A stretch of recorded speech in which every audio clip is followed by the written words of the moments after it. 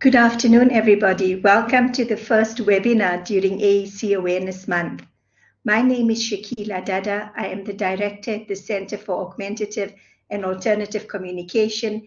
And on behalf of the team, we would like to welcome everybody that is attending today. We have scheduled a 1-hour presentation by Professor Tönsing, and thereafter we'll have an opportunity to do some Q&A, some questions that can be put to Professor Tönsing regarding her presentation. I will give you a bit of a background about Professor Kerstin Tönsing. She's a professor at the Center for Augmentative and Alternative Communication at the University of Pretoria. Her areas of expertise are augmentative and alternative communication for children who cannot speak and cannot read or write. She has a special interest in the development of picture-based communication systems for children who are from non-English and multilingual backgrounds. She has conducted research and training in the field of AAC for over 20 years. Professor Tönsing or Kerstin, we're very pleased that you have made time to come and talk to us about some of your work, and we are really looking forward to your presentation. You can go ahead in the interest of time. Thank you, Kerstin.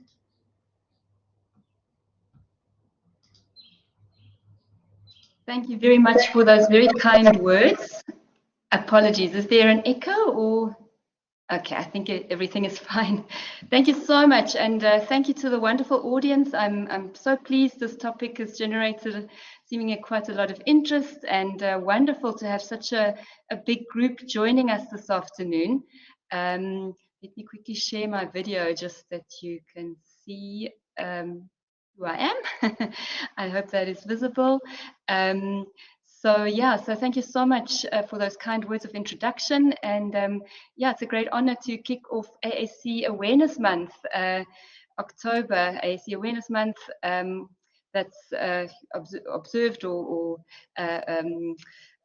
done all over the world. And I believe we have colleagues from various countries who joined us this afternoon, so that is also very, very exciting.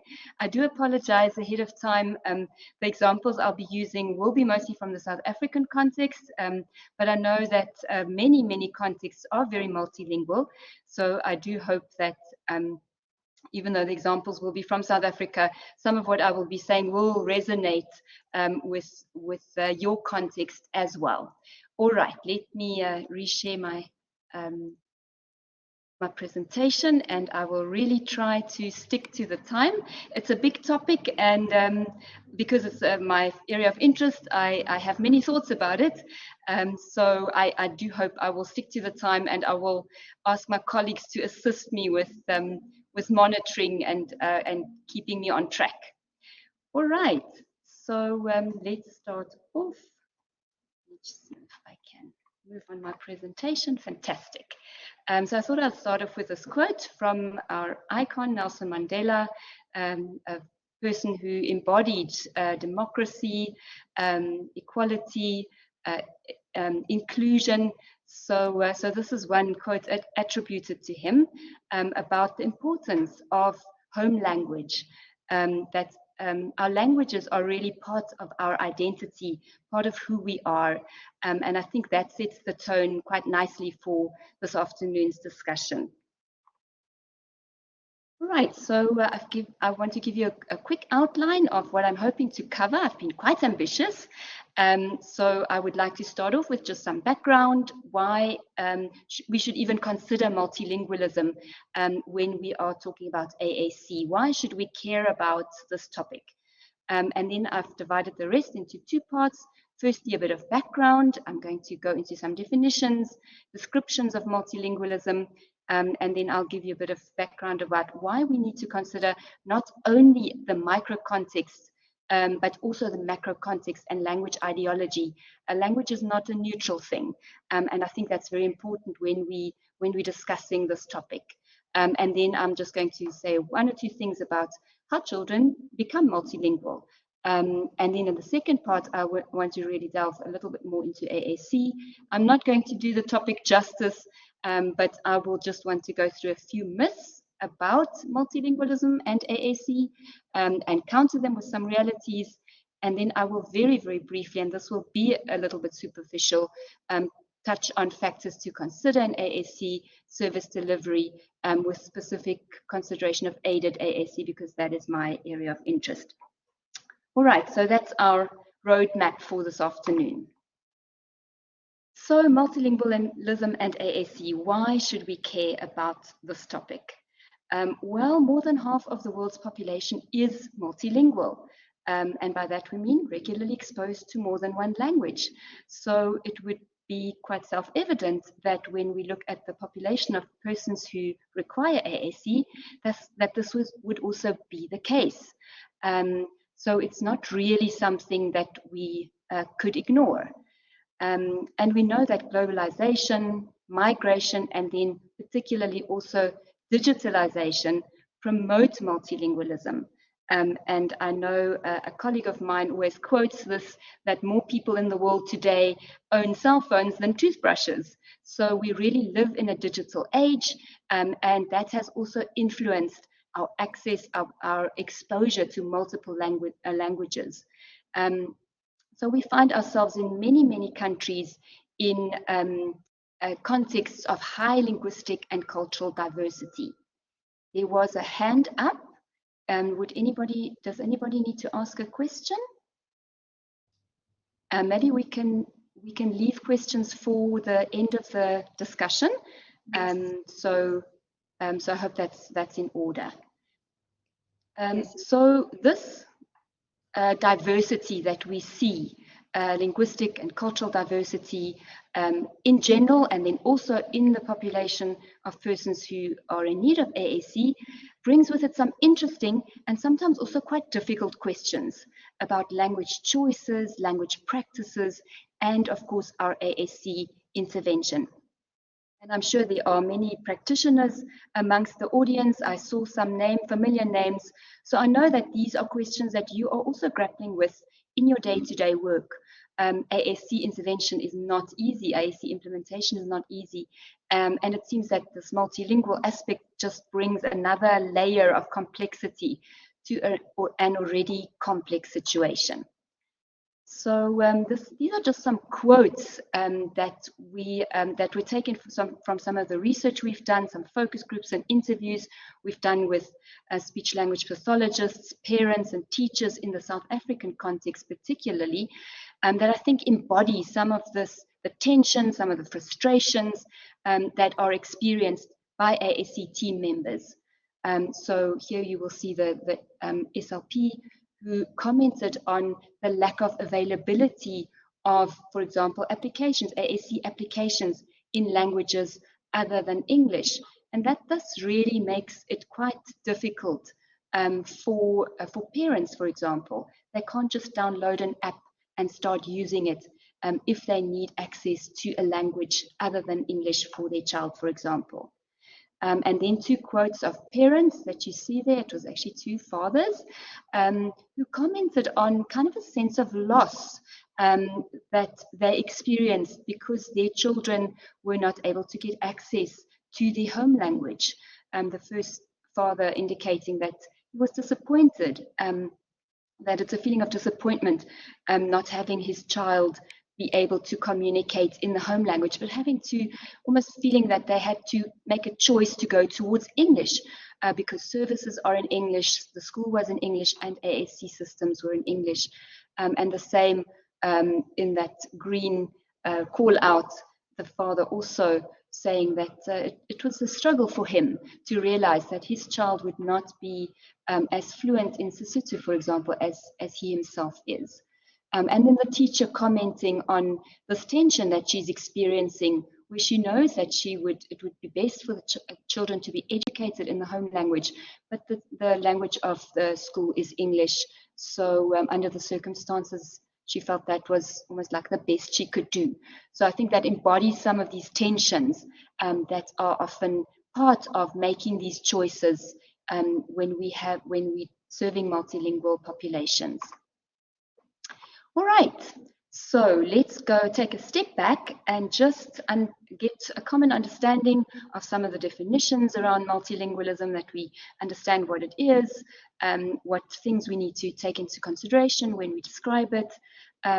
So let's start off with just a definition. As I said, this is a very kind of almost simplistic and wide definition that anybody who's regularly exposed to more than one language or a dialect or more than one dialect is considered being multilingual. So you can see that there's no expectation that a person has to be fluent in 2 languages, but by the fact that they are exposed to multiple languages in their day-to-day context, that makes that is the definition of multilingualism. And then just some terminology. We speak about simultaneous multilingualism, when children acquire 2 or more languages before the age of 3, sequential, when it happens after the age of 3, and then 2 important constructs, additive multilingualism and subtractive multilingualism.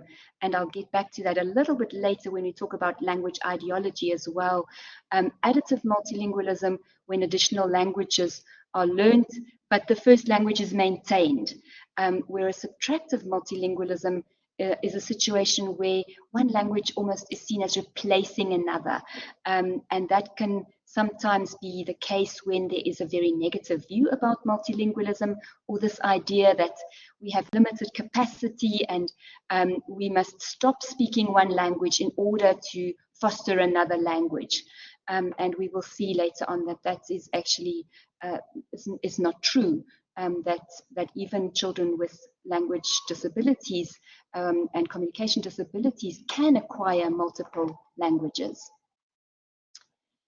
All right, so while it's quite simplistic to say somebody who is multilingual is anybody who's exposed to more than one language, it's obviously not all that descriptive. So we need to almost be a bit more nuanced when we're trying to describe what does multilingualism really mean for a specific person.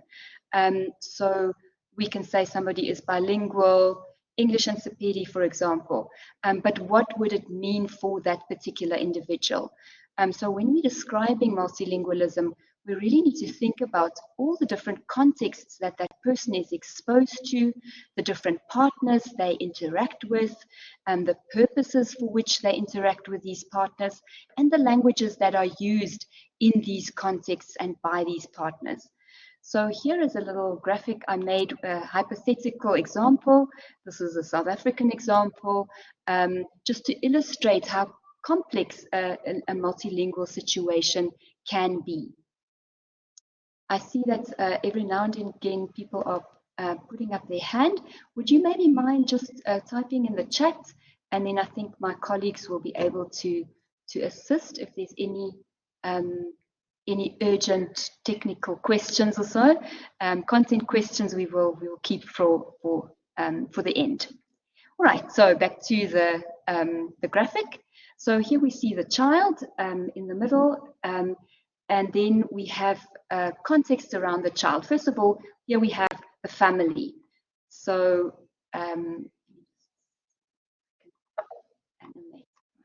the family. So here we see that in this child's family, the mother and the father, the M and the D, those are the parents, are speaking different languages to the child. The mother is speaking isiZulu, the father is speaking Sepedi, and then there is a sibling, and that sibling speaks both isiZulu and English to the child. So we see quite a multilingual family. But then we also have the school context, and apologies. And the school context, as you can see there by the color blue is English. So the language of tuition is English in the school. And then we have different peers in the child's classroom and the teacher as well. And as you can see, most of the peers speak English, but one peer also speaks isiZulu. So even though the language of tuition might be English, there might be some diversity in the languages that the peers use. For example, on the playground. Then we have here the grandmother's house, and the grandmother speaks isiZulu to the child. We have a church context that the child is also part of, And then we have maybe a Sunday school teacher that speaks Sepedi, and the language that's used in the church is Sepedi. And then we have the media, and that by the blue is indicated it's the media is mostly in English. So you can see that it's quite a complicated situation and quite a nuanced situation. Multiple languages that are being used by various partners, some of them more often than others. So you can see that it's not just enough to say this is maybe a trilingual child. It's a little bit more nuanced than that. So here is a very useful tool, that's available on the internet. It's from a German university, and these authors developed a tool called ICOM, Input Contexts for Multilingualism, and it provides a graphic overview of the linguistic context of bilingual children that I think can be really helpful for practitioners if you need to document and get an idea of what is the bilingual or trilingual situation of a particular child. It just gives you like a one-page overview where you can document all of that. So this is what the form looks like. Sorry, it looks a little bit abstract, so I'll just explain it a bit. So you see that there are three darker big squares. Those are, first of all, the child here, and then these would be the adults that the child interacts with on a regular basis. Typically, those would be the parents or the legal guardians of the child, and that they would typically reside in this household. Then you have some lighter squares that would be for the children residing in the same household. And then you have all of these arrows going to and fro. So that would be arrows where you would write down the languages that are being used towards the child, and also the languages that the child uses back to that person. So that's basically in the middle here. Then there are some smaller squares. Those would be for people that the child interacts with, but not on such a regular basis. Possibly people that do not reside in the same household. And then you also describe the context of the child, the city of residence, the neighborhood, and what languages would be used in that neighborhood, a school or schools that the child attends, and the media use that the child is exposed to. So on the next page, you will see how a completed form, it's a German example, sorry about that. So here you see the child, Thomas. He is exposed to two languages, English and German. And here we see his mother, Sylvia, and his father, Michael. And you can see that it's English between him and his father, and it's German and English between him and his mom. In terms of he has two siblings, a twin brother, John, and a sister, Hannah, and they also use English and German to Thomas, and he uses that back to them as well. At this point in time, the family is residing in Santa Barbara in the US. The neighborhood is English. There's an English kindergarten that Thomas attends Monday to Friday. And in terms of media use, he's exposed to books in both English and German. So here you can see that is just kind of basically in a nutshell the language exposure of Thomas. So here is another documentation. So because things changed and things did change for Thomas, his family moved to Germany, and that had an effect on his language use. You can see that he's now starting to use German and English towards his father. His mom is only speaking German to him now. He's now in a German kindergarten. So there have been some changes, and that happens. The language situation for a particular child can change. So I think I just wanted to illustrate this. You're able to download this this form because I think it can be quite helpful to document the language situation, even of a child in need of AAC. Right, so let's move on to the macro context. As I said in the beginning, language is not a neutral thing, and I think we need to understand that when we're thinking about multilingualism. So in the first place, we have policies around language that can be national policies, it can be policies in the particular province that we reside in, or it can be policies of the schools. So those are really the laws, the regulations, the rules, the practices about language. And these practices inadvertently influence language status. So they, by way of the particular practices or the particular policies around language, some languages gain a higher status than others, and that can often have an influence on how families think about language and the choices they make about language. And it can influence our own choices as well, and we can maybe have certain ideas about the usefulness of certain languages. So some examples are, for example, which languages are national languages. In South Africa, we now have 12 because sign language was recently added, which we think is wonderful, and I think it's a wonderful statement also about language diversity. Language doesn't have to be oral. I think that's important for all of us working in the field of AAC as well. But when a language has a status as a national language, the Constitution typically makes provision for this language, and it makes also provision for the support of this language. So, for example, South Africa is constitutionally obliged to foster all its national languages. There must be funding made available so that that language can develop. Then, of course, we also have language use in the public sphere. For example, what languages are used in the judicial system, in public health care. So in South Africa, we often find it's English, even though the Constitution provides for all 12 national languages. Of course, we have language and education policies. They have a big, big influence on language status and which languages we think are useful or worthwhile learning. So in South Africa, we have a very liberal educational provision regarding to language. The schools can basically decide themselves, but de facto we often find that it's English, especially from the 3rd grade onwards, and there is limited access, particularly for children with disabilities, to schooling in languages other than English. And it's also got complicated and complex historical reasons, because we had such unequal funding of our education systems. We had separate education system for people who were not white, and for that reason, great lack of funding for schools that used languages other than English and Afrikaans, and that is something that is still there. It hasn't been, it hasn't changed all that much.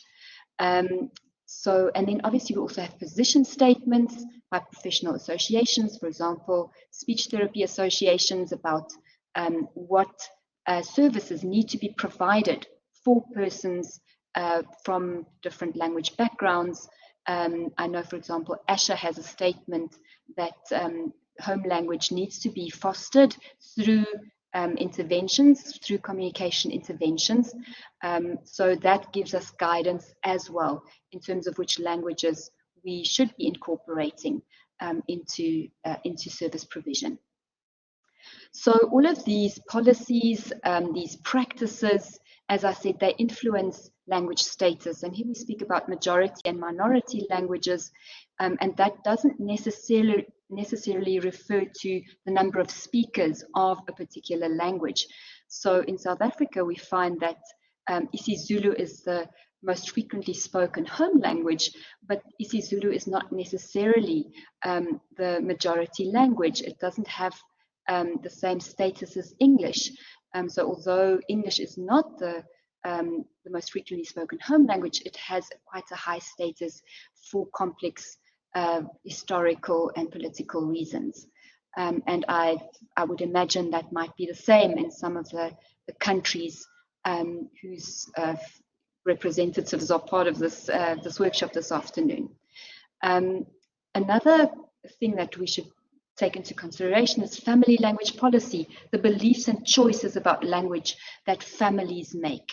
And these are often influenced by the language status and by the availability of, for example, education possibilities for their children. So families can't always make these choices freely. They are often constrained by resources, by circumstances, and by the context in which they find themselves. Right, so underlying some of these choices that are made by policymakers, by families, might also be language ideology. So basically the ideas we have about language and about particularly multilingualism as well. So here on the slide, you see a continuum. I've just mentioned kind of 3 points on the continuum of beliefs about particularly multilingualism.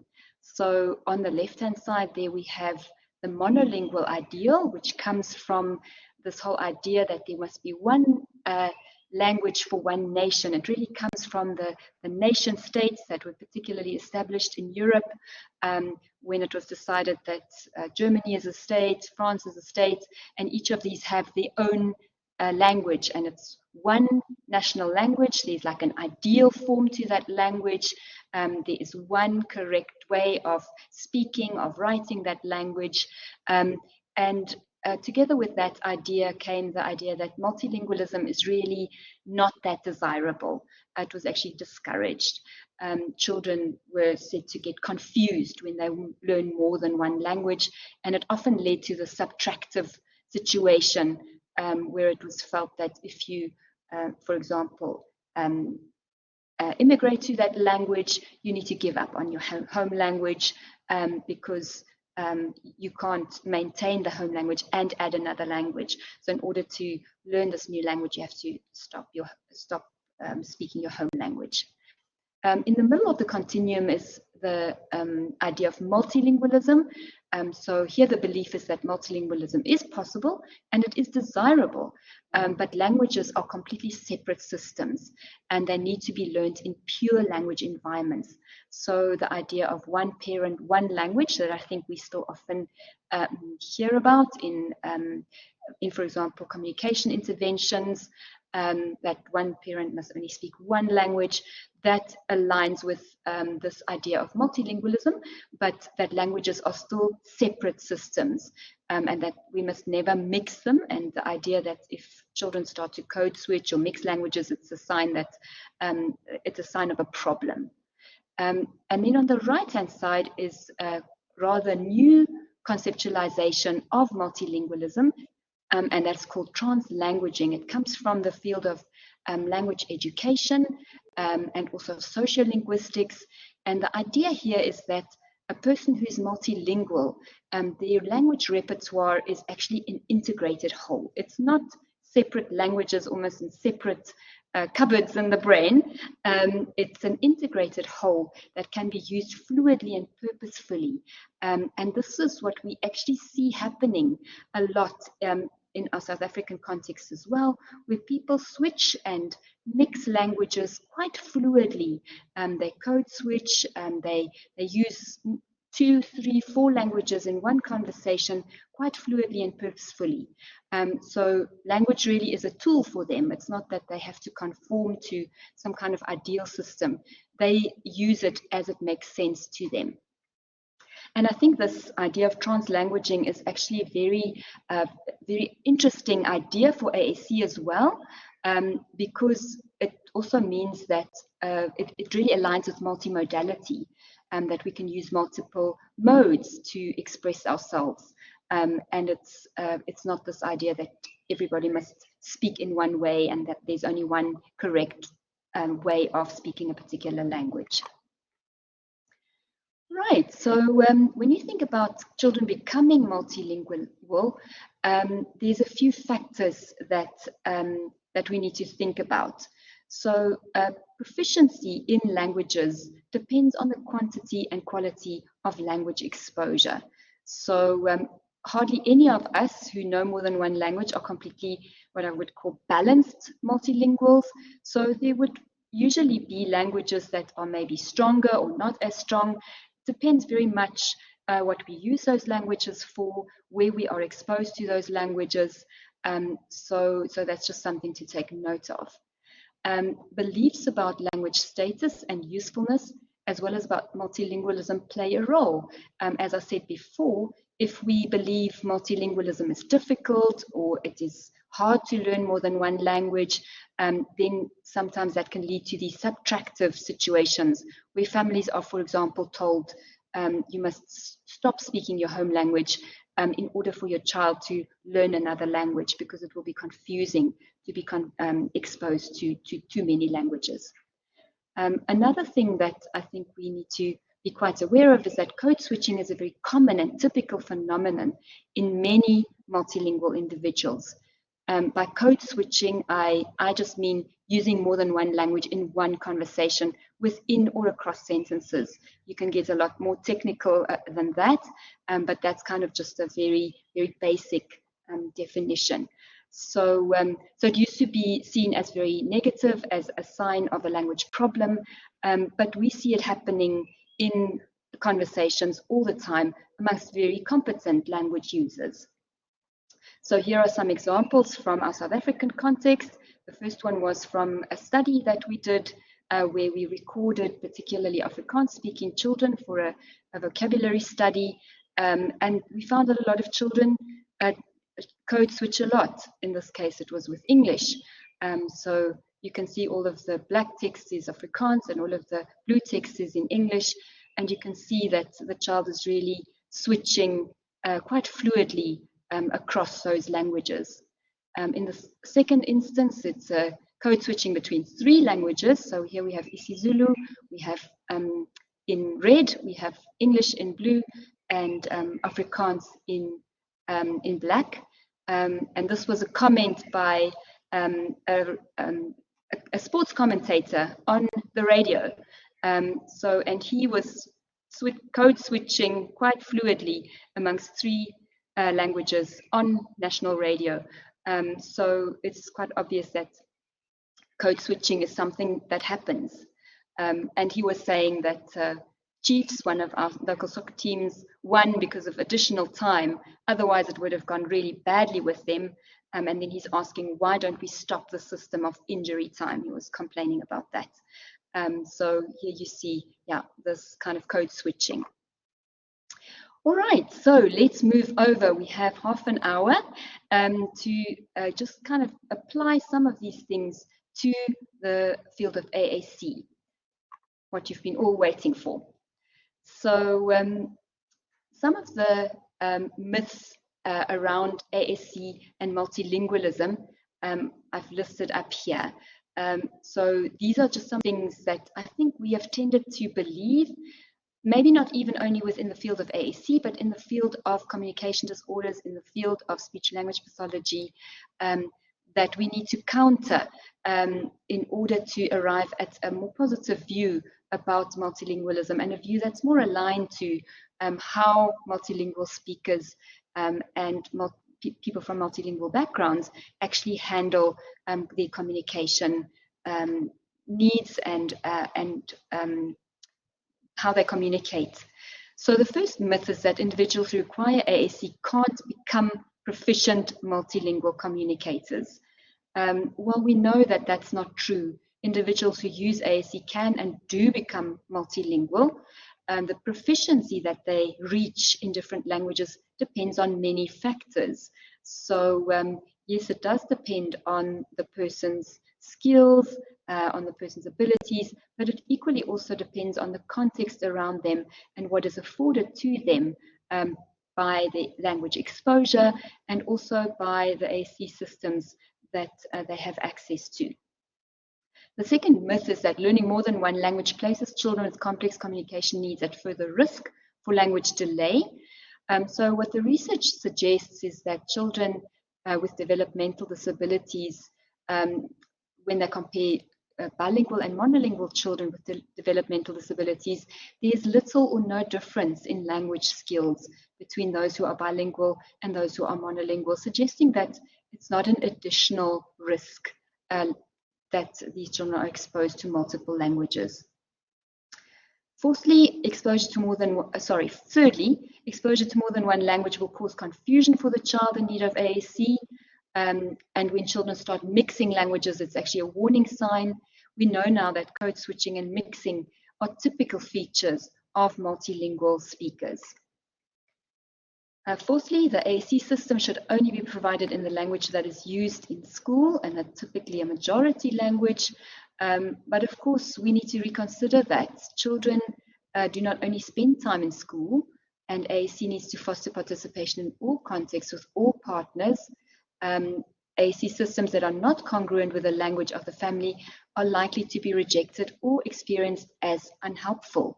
And that is quite obvious. If the system is in English, but at home we do not speak English, I would probably see it as a school tool if I was the parent. Fifthly, because services are in the majority language, parents need to change their home language to the majority language. In practice, this is very difficult. So a demand on the family to change their home language, to assimilate to mainstream language, is often not executable. Some parents try it, but when you actually look at their language practices, you see that it's very, very hard. And I think that is because maintenance of home language has socio-emotional and language learning benefits. So, to request the family to change their home language is really not fair. Then the last assumption is that it's a professional's job to tell the parents which languages or languages will most benefit their children when making choices about AAC. So I believe that families need to consider many factors when deciding on their language practices, and these decisions are unique to each family. Our job as professionals, I believe, are that we should provide accurate information that helps family to make decisions. All right, so I hope we're going all right so far. So here are just some of the factors to consider in AAC service delivery when we are serving a family, a child coming from a family that is multilingual, a child exposed to more than one language. So I don't think this is very much different or new, but I think it just gives a one-page overview of some of the things that are important to think about in general AAC service delivery, and particularly when we are delivering service to a family who comes from a multilingual background. So in terms of the child, we would need to look at the child's cultural and linguistic identity, their language, literacy, and AAC proficiency in multiple languages. So not just considering it in one language, but in multiple languages. And then, yes, there's a whole system around the child. First of all, there's the family. What are their beliefs about different languages? What are their language practices? What are their beliefs about AAC? Do they believe it's AAC is, for example, English, or AAC is something that only should happen at school? That will have an influence on their choices. We have the school. What is the language of tuition that's used in the school? What are the teachers' language proficiency? What are the teachers' beliefs about languages, about the usefulness of certain languages, about AAC? Then we also have the AAC services that might be delivered to that child. What kind of service models do we have? Do we have the SLP doing pull-out therapy, doing individual therapy, or is the service provider able to collaborate with a family, with a school? How much time does the service provider have? What are the service provider's beliefs? What are our own beliefs as service providers about languages, about which languages are useful, doable, meaningful? And then, of course, what are our own language proficiencies? Because that will also influence the choices that we make. Then, of course, we have the AAC system. Do we have an AAC system that is culturally and linguistically congruent with the languages that the child is exposed to or not? And if not, what can we do about it? Then also, maybe as a liaison between the family and the AAC service provider? Do we have cultural and linguistic brokers, particularly if we do not share the same language, if the service provider is unable to speak the language that the family uses?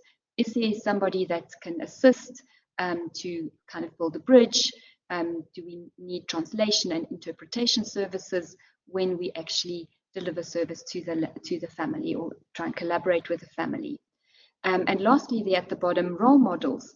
Are there role models of persons using AAC in multiple languages that could assist the family to have a vision for their child, that could assist the child to see what is possible with AAC and multiple languages?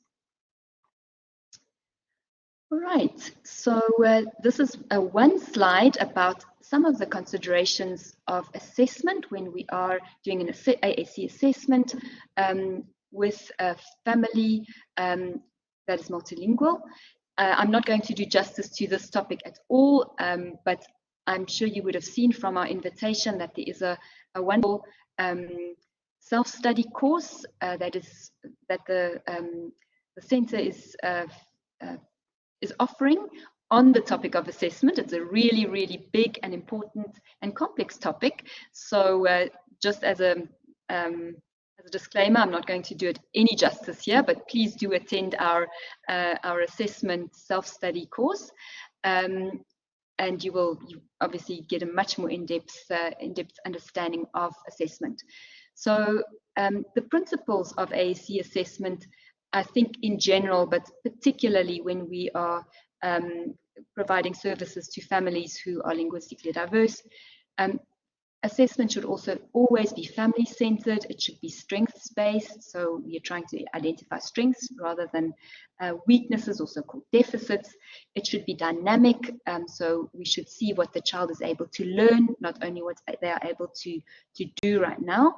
And it should be identity affirming, so centering who is this child, trying to understand who is this child, who is the family, what is the child's personality, what are the interests, and I think that should always be center in assessment. Some of the tools that we can use are, for example, family observation, ethnographic interviewing, and then what Padilla calls multi-directional communication logs, where there's actually communication between all team members on how does the child communicate, what ways do they already have that they're communicating within the family, within the school context, because I think so often we miss out on that and we come in with our ideas of how we should implement AAC, and we miss out on the communication that's already in place and the skills and abilities that are already in place. Then the icon that I mentioned previously that you can download just to have a one-pager overview of the language situation.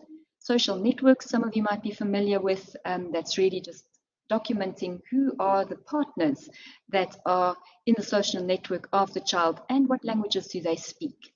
And then, of course, thinking about how we can assess language and communication skills in various languages. The communication matrix, which is more for beginning communicators, is language independent. So that might be something you could consider. I believe it's been used in various languages as well. And then thinking about, is it meaningful to do some receptive language tests with a child? It's not always that easy or meaningful. In South Africa, we don't have standardized tests. And we also know that sometimes those standardized tests are not really appropriate for the population we work with, so I've put that with a question mark. Sometimes it can help to just get a descriptive idea of the language skills. All right, so now what I will move on to is just some considerations in terms of aided AAC provision. So as I said, it is a little bit focused on that topic.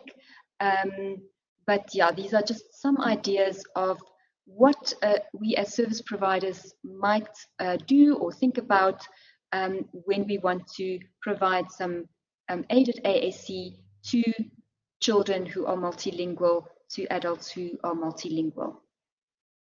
So first of all, thinking about graphic symbol-based systems for beginning communicators. So those would be children or adults who are just kind of learning that that communication, that they can communicate, that they can have an effect on the environment through communication. They might not yet be using what we might term symbolic communication. So they might just be kind of like pre-symbolic communicators using some idiosyncratic symbols. But we might want to provide them with some aided AAC systems that will help them to expand their communication repertoires. So often for this population, we use what we would call activity-specific overlays. So that would be communication boards, communication systems with a limited number of symbols, and that would focus on a particular activity. So for example, maybe a few symbols around mealtime or around a school activity. And here we have a few options when we are designing these kind of systems for a child that is exposed to multiple languages. So the first option would be in cases where the activities take place in one of the two or more languages. So then we could consider separate communication boards or separate overlays for these different activities. So for example, a particular song, we might only sing in one language, or a particular religious festival, religious ritual that might only take place in the home language. So then it would make sense that that communication board or overlay is only made for in that particular language, and others in a different language. That has some pros and cons to it. Obviously, it does limit the sharing of that particular activity, then, because that is only available in one language. Sometimes we have the same activity that needs to be available in both or all languages, and then we might consider one overlay with the different glosses, with the different written words in the two languages. So here is an example of a book reading activity.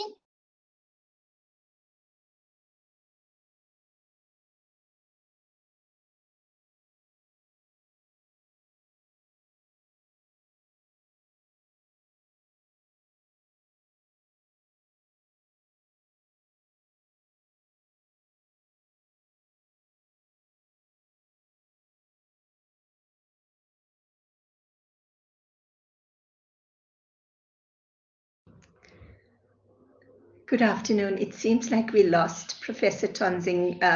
She might have exited. We're just going to give her a moment. Kerstin, no worries. I hope I'm back. You're back, loud and clear. Thanks, Kerstin. Apologies for that. I don't know what happened. Apologies. All right. I hope this is where we left off. So this is an example of an activity-specific board that's available in more than one language. So here we have the text in English, in Sepedi, and also in isiZulu. So what you can see here is that it tends to be some phrases, not only single words, because it's quite difficult to sometimes translate a single word. It doesn't always have a translation equivalent in another language. Am I still on? Yes, you are, Kerstin. Can you see my presentation? Yes, we can see your presentation. Okay, okay, all right. Sorry about that. It seems like on my side I couldn't. There we are. Okay, apologies. Right, so that would be an example of an activity overlay with multiple languages. So there are some challenges around that as well. Well, the advantages are that it can act almost like a translation tool. So if I am providing a service and I'm not able to speak isiZulu, and that is the child's home language, then that activity-specific overlay can almost be like a translation tool for me, because I can point to it and I can read the English version as the child points to the pictures as well. So the challenges, though, are that exact translation pairs, as I said, are fewer than we think between languages. So sometimes you will find that a word is just not translatable, or it's translatable with more than one word in the other language. And also that often when we go to syntax, we just use different ways of expressing a particular sentence. So, for example, here we have the Sepedi Kemang. In English, who is it?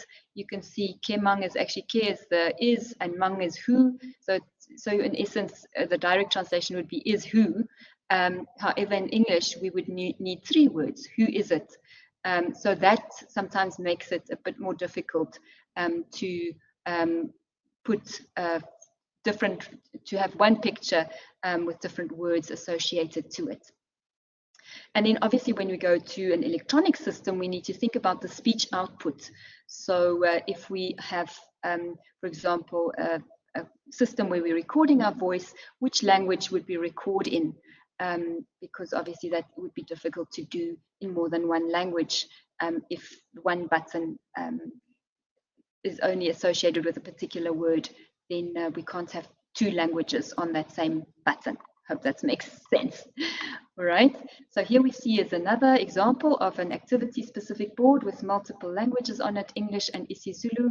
And here you can also see that sometimes what is like 4 words in English is maybe only 2 words in isiZulu or 1 word in isiZulu, and that's makes it quite challenging if we're going to a word level.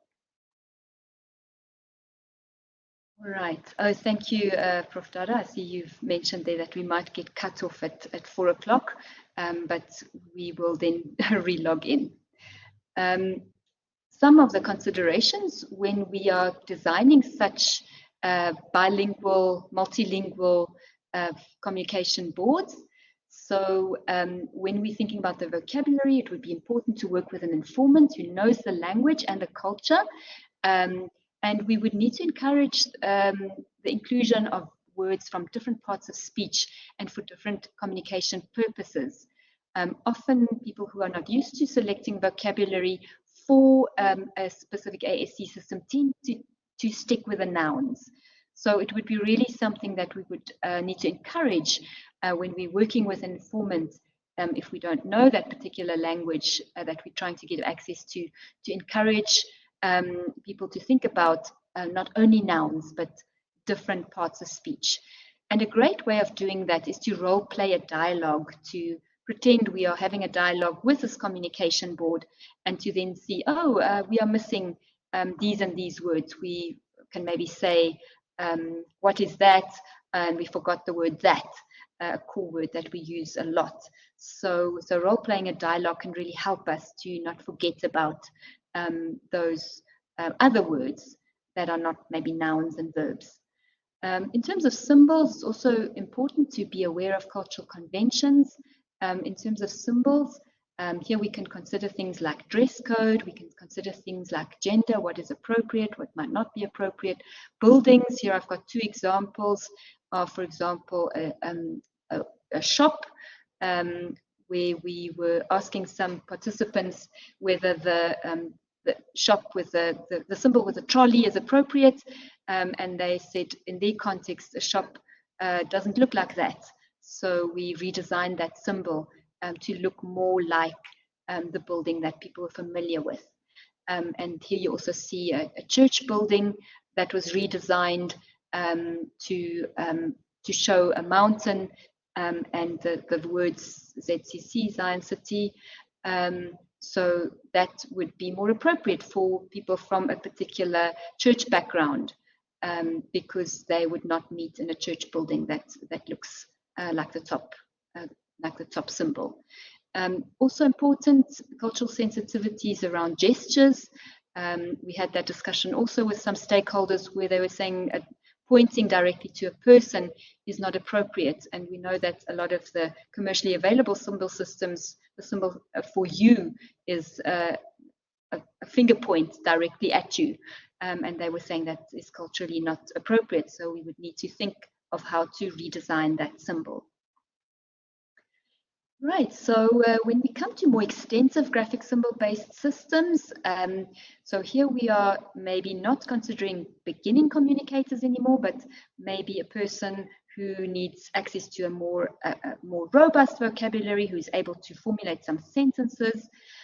Here we often use a core vocabulary approach, and here we need to consider that core vocabulary is not the same across languages.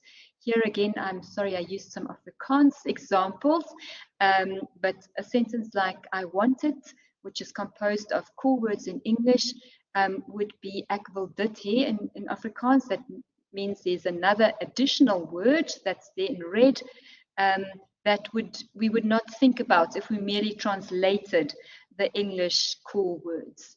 And the same with a sentence at the underneath there, I want to go, ek wil gaan or ek wil loop. So you can see that that the words don't map one-on-one onto each other. So that would really mean we would need to find core vocabulary lists for particular languages. We can't just translate them. Then we also need to consider language-specific characteristics such as word order and morphology when we're thinking about the layout of a more extensive graphic symbol-based system. So we might need to consider different layouts for different languages. Here I've got an example from English and Sepedi, where the phrase "a big man" is "mona yo mogolo" in Sepedi. So you can see in English it's article, adjective, noun. In Sepedi it's noun, concord, prefix, and adjective. So it's a different word order, and that might be something we want to think about when we are designing a more robust system with more words. So typically, in order to design such a system, we need some in-depth knowledge of AAC and also of the language structure that would help us to design such a particular system. So here you see a system from that's courtesy of Professor Jens Bernisch. It's the Cologne Communication Binders. You see the English version on the left, where we have I want to play ball. I is highlighted there in red, and then want to play is here in this verb block, and ball is here in this noun block. Whereas in German, the word order is I want ball play. So there we have the I, and then the helper verbs are here, the auxiliary verbs are here, ball is here, and then all the main verbs are to the right-hand side. So you can see that because the language, the sentence structure is different, the layout on these systems is different. So when we wanting to design a system like this, we would need to consider some of the following. Is there a pre-established vocabulary package for the relevant language? So, for example, like the Cologne Communication Binders that I've mentioned just now, they are available in, for example, English, German, and Arabic. In South African languages, we don't really have, as yet, pre-established vocabulary packages that we can just take and use. We are in the process of developing some of them, hopefully, with the assistance of some students. But at the moment, we don't really have those available. In the absence of such pre-established vocabulary packages, do we have word frequency lists, core vocabulary lists that can help us to select relevant words? And here, some of the students working with us have assisted us to compile those, and we have some in isiZulu, Afrikaans, Sepedi, and Setswana. And here you have the link also to that folder where you can download them. So this is basically a list of the most frequently used words that children who are speaking those languages use in their preschool contexts. So that could be an assistance in trying to make a more robust, more extensive paper-based, graphic symbol-based system. So here is the current prototype that we have for Sepedi. It's definitely still a work in progress. You can see it's got many symbols, maybe too many, but here you can see that it's got some of the language-specific words. Here, for example, we see the concords.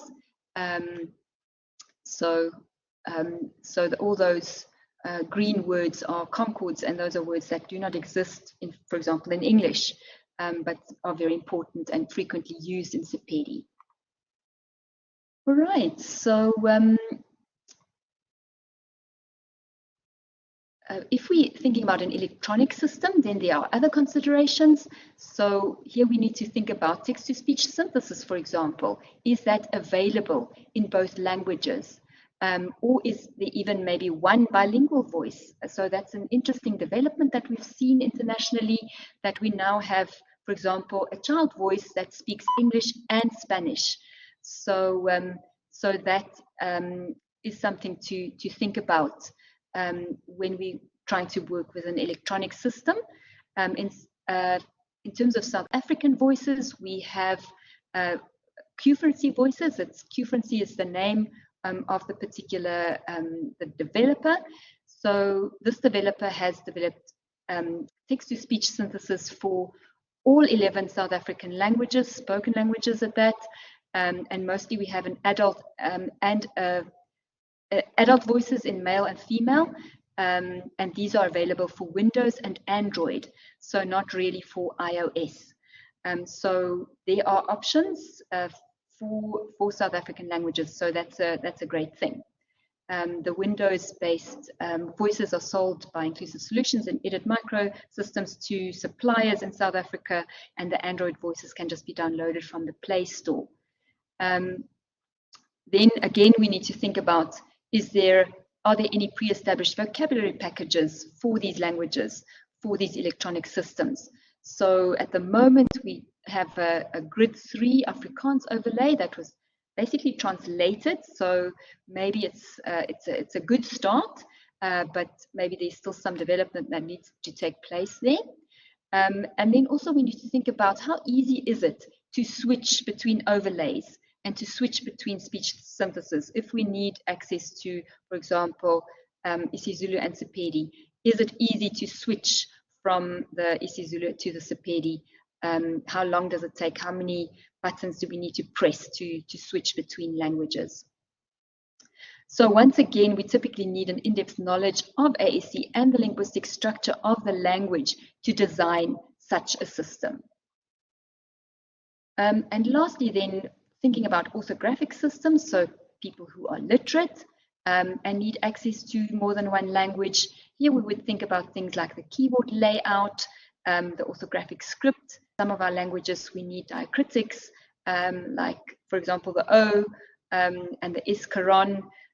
So are those available on our keyboards, on our on-screen keyboards? Once again, we need to think about text-to-speech synthesis. Is it available in both languages? How easy is it to switch between languages? And then just kind of as an interesting heads up, the company Jabla has used, for example, Google Translate to build that into some of their systems. So they have a system called Alora, which is a dedicated communication device with an automatic translation function. So you can type in one language and there is an instant translation to another language. Obviously, we know that some of these artificial intelligence translations are not always 100% accurate, but I think it is an interesting concept and kind of leveraging some of the developments that we've had in artificial intelligence to help us with giving access to multiple languages. MindExpress is a software, Windows-based software that also uses Google Translate, and you can, for example, create a board in English and with a few clicks translate it to another language. All of those that are available on Google Translate. We have some of our South African voices on there as well. For example, Sepedi, Sesotho, isiZulu. So that is also quite a nice function of that particular software. All right, I am 5 minutes over time, apologies. Here are my contact details. But we do have 10 minutes for questions and answers. I'm sorry, I did race a little bit through this. I hope it was clear, but let's have some questions. Any questions from the audience?